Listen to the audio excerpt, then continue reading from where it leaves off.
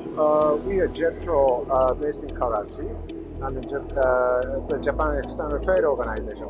And we are the business facilitator under the supervision of the METI. METI is the Ministry of International Trade and Economy.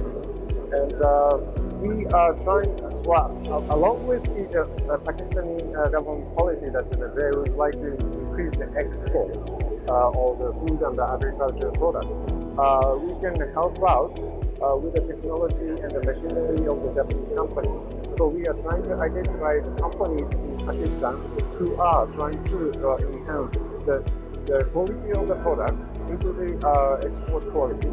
And also we are all trying to help the companies who are now aiming to make their productivity even better. And we can help out from that perspective. At this exhibition, it's actually the first time for the TWO organized, and it's good to know many unknown companies we haven't been approached.